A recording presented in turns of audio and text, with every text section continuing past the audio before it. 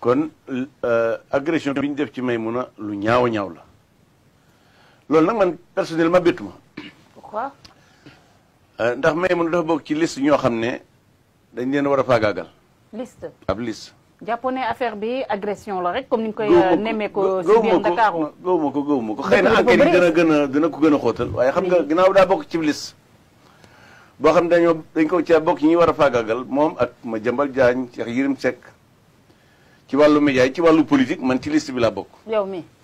ci liste bi laa bokk gis nga man jàpp saa su may xëy sama kër damay jàpp ne danaa faatu ci mbedd mi. c'est que li tax du ma tee doxi samay soxla mooy damaa xam ne bisub dund du bisub dee.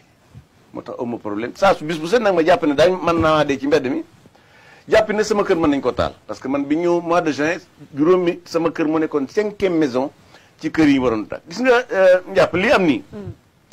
kenn defalu ko waa Pastef. ah déet honorable loolu ay accusation yu accusation dama lay wax lu tax ma wax ko. lu tax nga wax loolu et puis honorable gis nga Sénégalais li may wax toujours dañuy bàyyi ba jaandomb la ñu door a door ci watis wa 2019 bi ñu joxe élection résultat présidentiel Ousmane Sonko moo menacé d'attaquer la RFM bi ñu joxe résultat finalement ñoom dañu mujj sax arrêté émission ba mois de mars attaqué nañ nu mu tuddati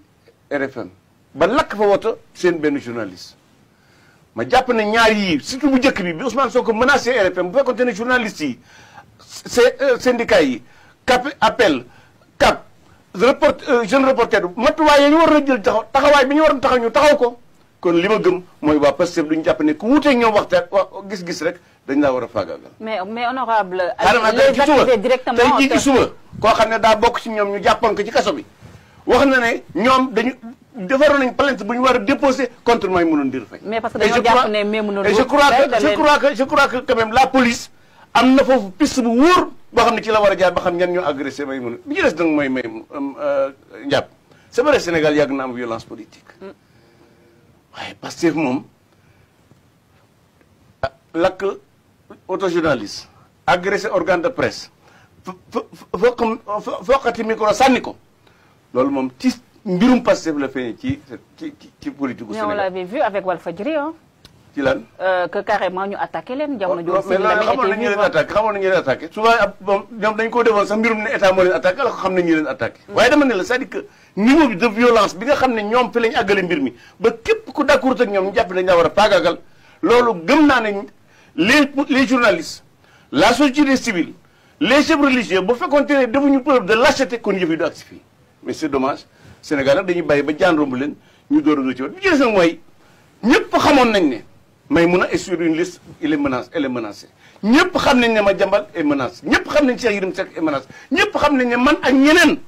nous sommes menacés et malheureusement l'État n'a rien fait pour nous protéger. mais qu'est-ce qui justifie aussi ces menaces parce que ñeneen ñi ñu ngi def seen liggéey. mais parce que les non c'est vrai qu'il y a deux catégories de presse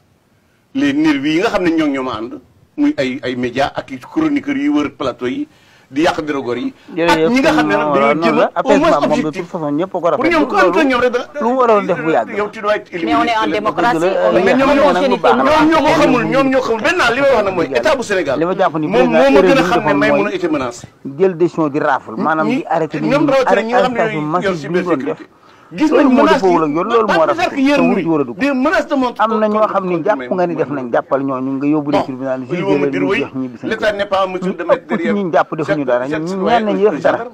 xanaa garantie la ñu mais les personnes identifiées ay centaine xam ne ñi dañu leen bëgg a faagaagal xam ñi leen bëgg a faagaagal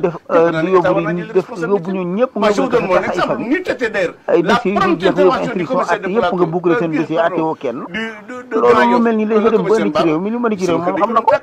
mooy président de la république xam na lu xaw ci réew xam na ko xam na ni réew mi dem ba xaajaloo ñaar ñooñu bis yàlla sax ñuy menacé ni Macky Sall libère des centaines maanaam jaxasoo de gam voyous mi dugg na ci tarix de criminels dugg na ci famille dugg na ci ethnie sax c'est des criminels qui ont été division gis bi nga dafa jàpp ñu deful dara kenn jàpp leen xam na ko mois de mars ak mois de juin kon jàpp naa c'est des voyous qui ont attaqué le lu mel noonu qui ont attaqué le BRT qui ont brûlé l'université arrêté di raafal di qui ont jàpp attaqué jàpp naa Auchan ni loolu total du lu non baax